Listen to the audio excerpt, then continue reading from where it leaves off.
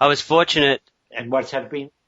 Oh, sorry, excuse me. Okay. I was fortunate. I managed to get to Transition to Totnes in Devon, where they're running the Transition Towns network or the Transition network, and in a lot of ways, what they're doing is similar to what you're doing, but they're focusing on a town level, whereas you're scaling even further up.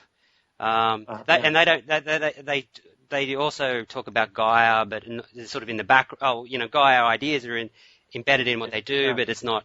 It's not. And also permaculture is in the background. So permaculture and Gaia are informing what they're doing, but they've got a new language and they're communicating much more broadly with people. Yeah, that is it. Actually, it was.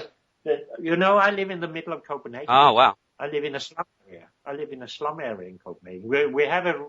We have a rural project for our food production. Excellent. Actually. But actually, in this, we did it in an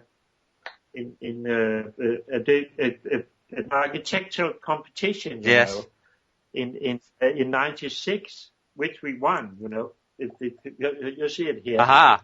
You can see it. Yes. And it's a big proposal, and we got a prize for that. Yes. And that was the one that we had money for developing this bioregional project around Copenhagen and southern part of Sweden. Yes.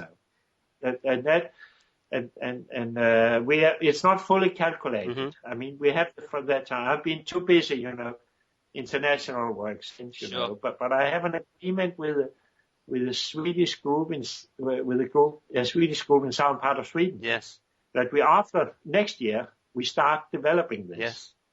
And and we have to do it because, as you could see for our calculations, the sea rise of 5 meters. Yes. We can't stop. Right. I mean, we can stop it. We hope we can get it from getting further than 5 to 7 meters. But up to that, the situation is that it will go. I mean, the breakdown of glaciers, the breakdown of ice, in Greenland and Antarctica and things like that, will develop that. And therefore, here in the Öresund region, around both sides, in Sweden, we have to have some huge resettlement for 1.5 million people. Yes.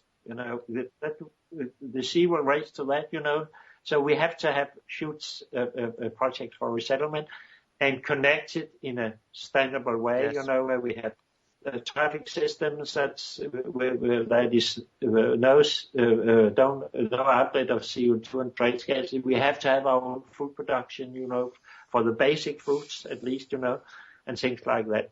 And that's what we are working on, And that's the same aspects that you get in transition towns, So it's and there's a lot to be. They're coming people from transition town coming to Copenhagen too, and there's a group who have run workshops about this bioregionalism, and who have in discussion with the transition towns, and that's things like that we were organized for, because we have to develop this strategy, as concrete as possible with examples. Yes.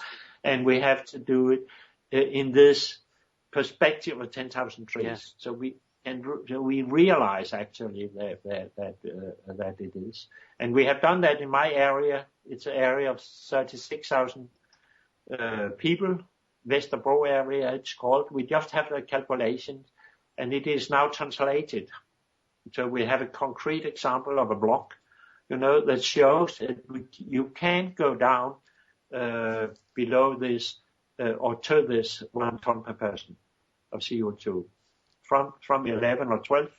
And actually, we are not, because it's a dense area. We only we don't have this 10.